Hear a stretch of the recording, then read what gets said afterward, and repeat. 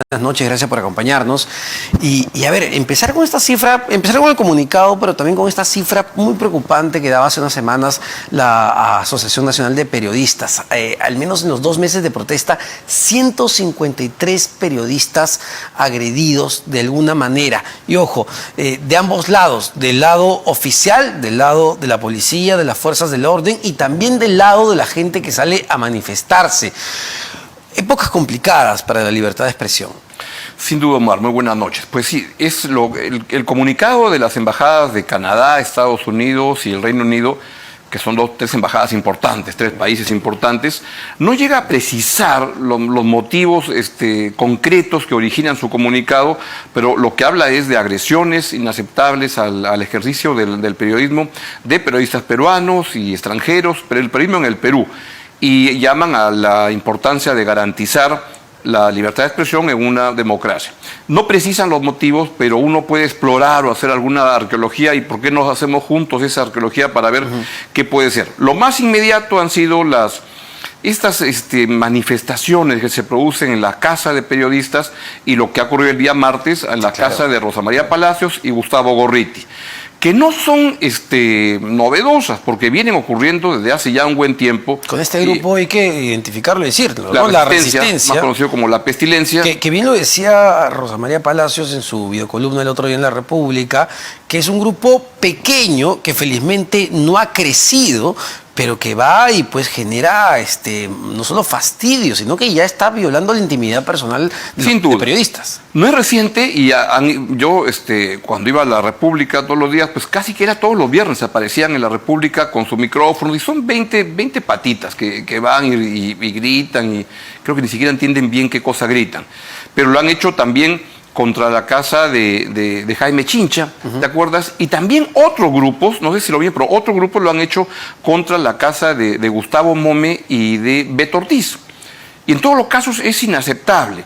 Y entonces lo que uno tiene acá que encontrar es, ese debe ser el primer motivo por el cual el comunicado aparece en esta oportunidad.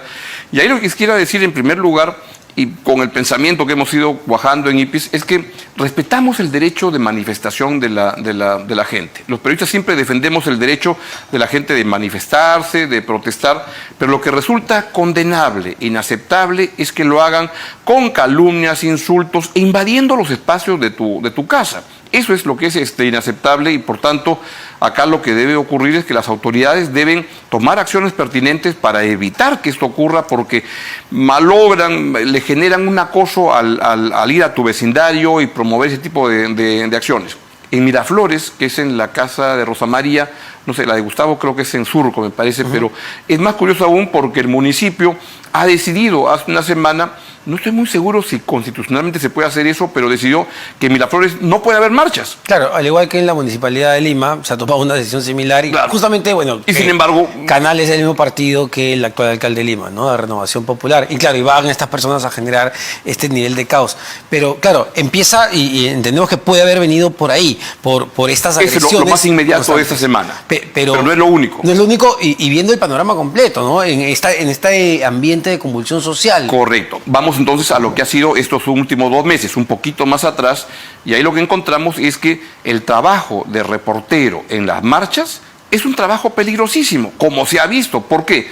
Porque hay agresiones por parte de la policía y las fuerzas del orden absolutamente injustificadas contra periodistas que enseñan su carné y sin embargo la emprenden contra ellos. Eso es muy peligroso, muy peligroso. Porque, a ver, incluso sabemos y conocemos que en situaciones de guerra, por ejemplo, cuando alguien se identifica como prensa, como periodista, claro, de inmediato se le permite, es como la Cruz Roja, se le permite hacer su trabajo porque se entiende que está dando una cobertura para el resto del mundo. Totalmente. Entonces, aquí que nuestra policía no reconozca eso es preocupante. Hay evidencia que eso ha ocurrido. Mira que tuvimos una reunión con el ministro del Interior hará 2 sábados, donde estábamos representantes de IPI, estaba yo, estaba Ricardo Sea y yo, estaba el Consejo de la Prensa, María Eugenia Mome, y habían más periodistas, y tuvimos una conversación con el ministro del Interior. para decirle, oye, ¿qué es lo que está pasando acá? Y él lo que nos dijo es que le preocupaba mucho esto que no debía ocurrir, y que entonces iban a crearse un grupo para ver cómo lograban establecer un protocolo. Pero el protocolo es simplemente que le digan a la policía, oye, a un periodista no le metas palo, es tan sencillo como eso. Entonces, sospecho que el comunicado de estas 3 embajadas también tiene que ver con las agresiones por parte de fuerzas policiales y del orden en general contra los periodistas. Pero los periodistas también han estado en la mira por parte. Y los que protestan la han estado emprendiendo también contra periodistas, agrediéndolos, quemando, recuerdo, no sé, en programas han sufrido estas agresiones. A ver, a nuestra compañera Andrea Mezquita, junto a un periodista del diario La República, sufrieron el robo de sus equipos en medio de unas protestas. Y en América una camioneta fue apedreada y le destruyeron. Casi que en todos los medios hay este tipo de amenazas. Nadie se ha salvado. No. Y entonces lo que ocurre es que ahí es donde ya engancho con que no solo son los últimos 2 meses, sino que eso tiene más tiempo. Y creo que esa parte es la cosecha de lo que fue sembrando Pedro Castillo y su adú Aníbal Torres durante 1 año y medio, lanzando mensajes contra los periodistas en una campaña insólita, porque se dedicaban, y esto comenzó a ocurrir cuando los medios comenzaron a denunciar actos de corrupción del gobierno de Pedro Castillo. Entonces Pedro Castillo asumió y pensó que los medios son enemigos de la democracia y se puso a lanzar agresiones a los periodistas en eventos públicos, provocando, incentivando a que la gente que asistía ahí la emprendiera contra los periodistas. Además, el señor Castillo lo que se dedicó es a una campaña incendiaria contra los periodistas, diciéndoles de todo tipo de agravios e impidiendo el acceso a la prensa local. ¿Te acuerdas cuando impidió que la prensa peruana entre a una conferencia de prensa, limitando el acceso a información, agrediendo a los reporteros que se acercaban cuando caminaba el presidente, cuando era el presidente Castillo? Había una campaña sistemática por parte de Castillo y Aníbal Torres contra la prensa, y han ido sembrando para que ahora un sector de la población tenga un encono contra los periodistas. Y si tú recordarás, esto incluso data de tiempo atrás, cuando Castillo se vuelve presidente de la República.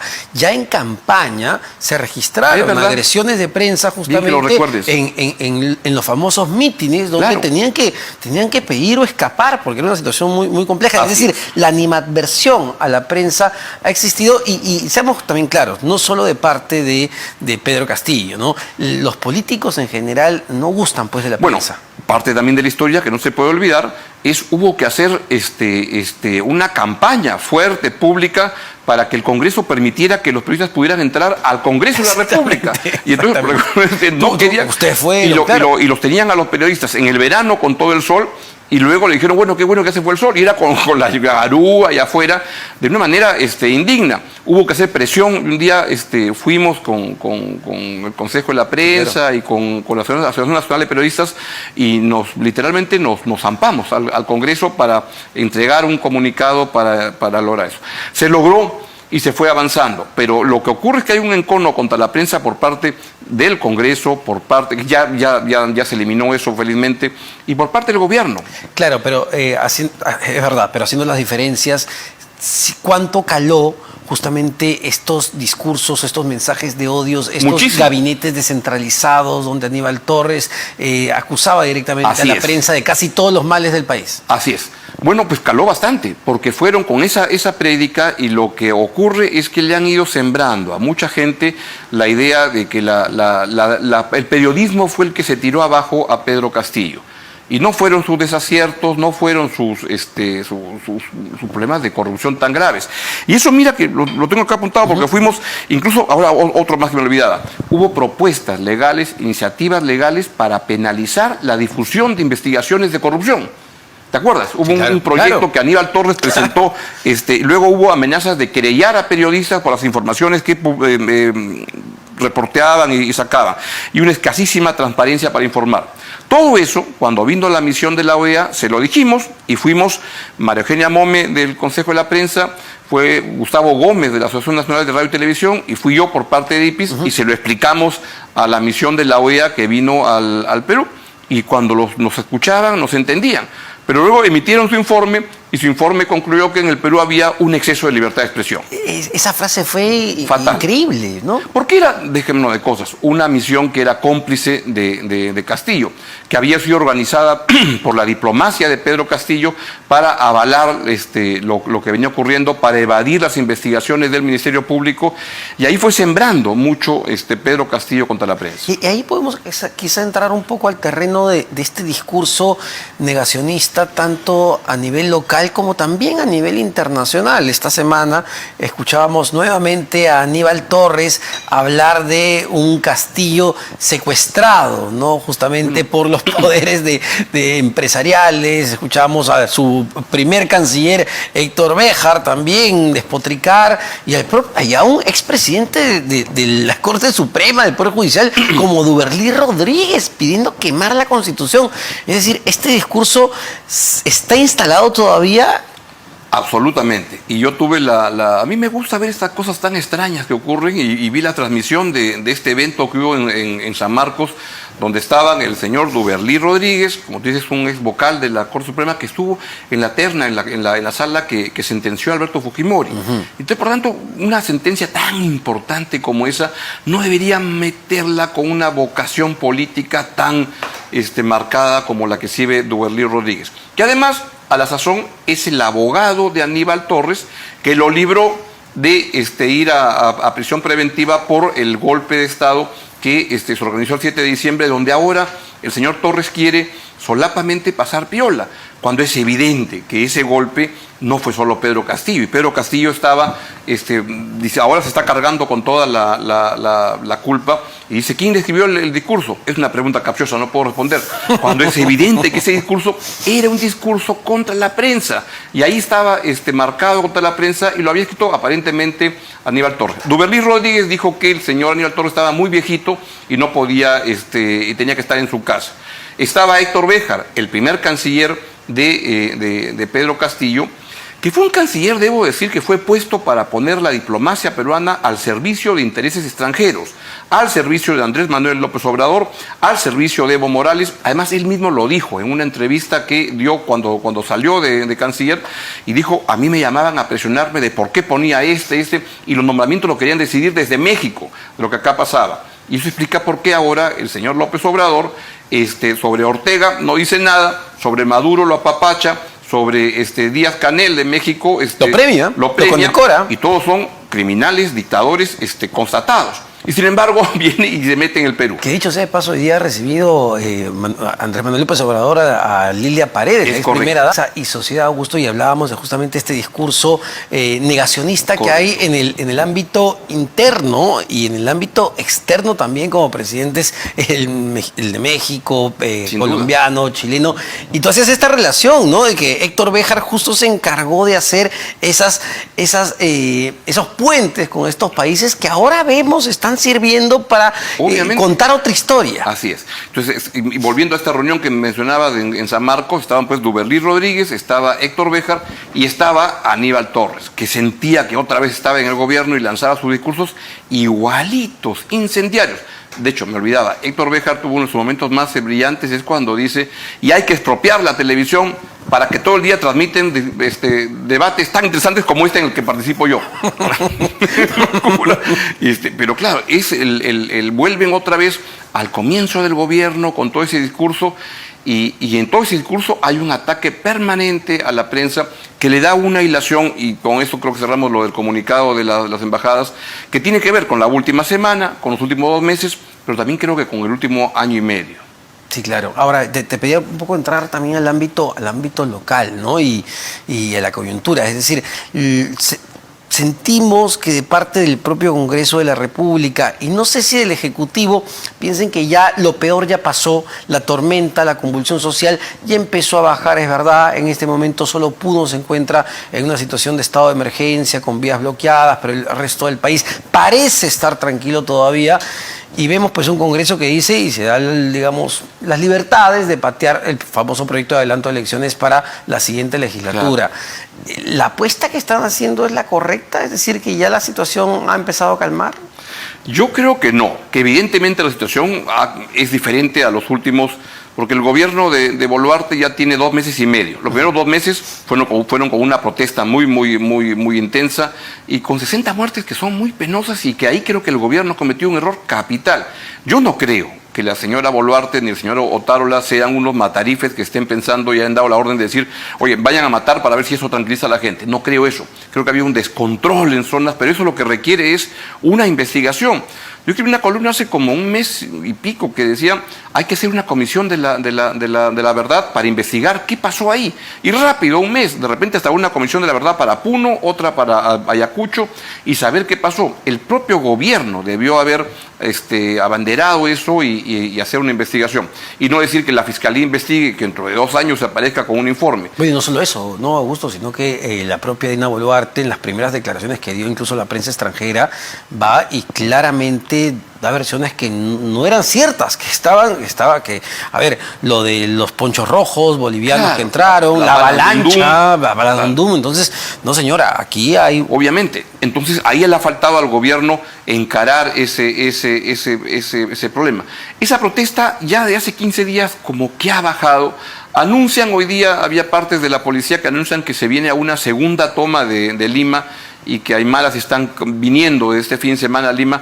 Ahora, tampoco se produjo la primera toma nunca. Sí, entonces, es una expresión, ¿no? Pero ciertamente en Puno hay un problema por resolver, no de ahora y antiguo, muy antiguo, pero, como en muchas partes, pero la herida está abierta ahorita. En Puno la herida está ahí.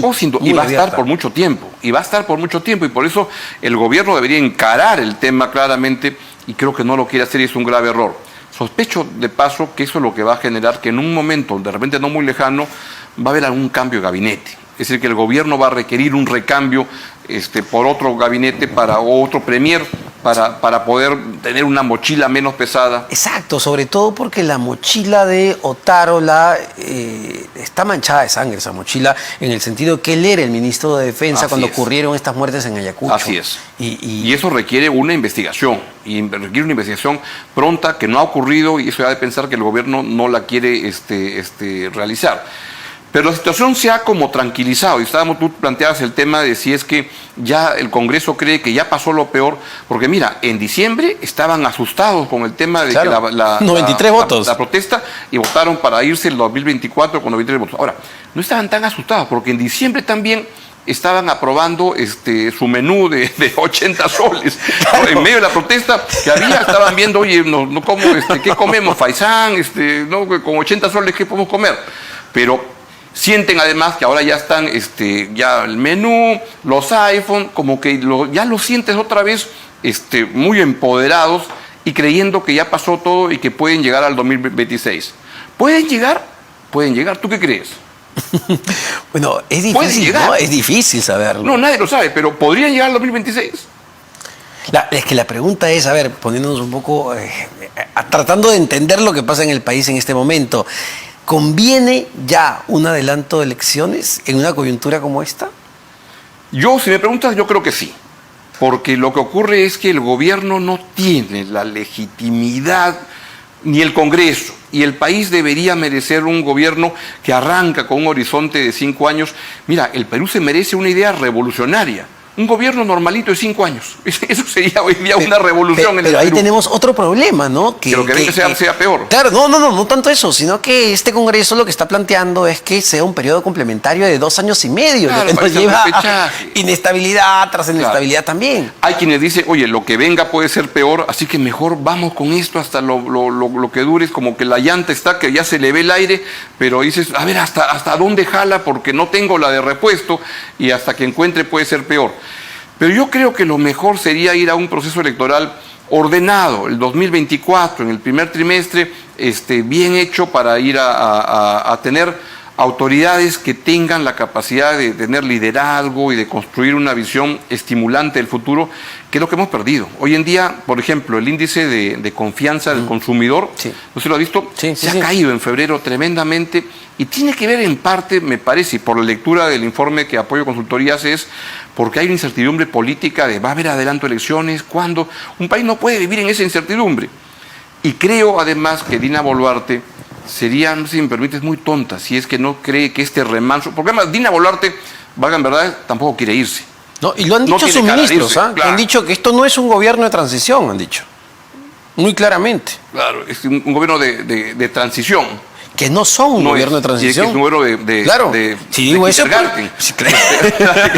Pero es que si no aprovechan este momento, creo que cuando surja la siguiente crisis que va a surgir, van a estar más débiles. Entonces deberían en este momento ya definir y decir, oye, nos vamos el 2024 y el 2024 hay un nuevo presidente en julio, pero la gente quiere una fecha. Si no le das una fecha, vamos a seguir con ese tic-tac, tic-tac, tic-tac que en algún momento revienta. Muchísimas gracias, Augusto. Como siempre, Augusto Álvarez Rodríguez, presidente del Y un gusto Instituto de escucharlos Prensa y Sociedad. por las mañanas. Está muy entretenido. Muchísimas gracias en la rotativa del aire junto a John.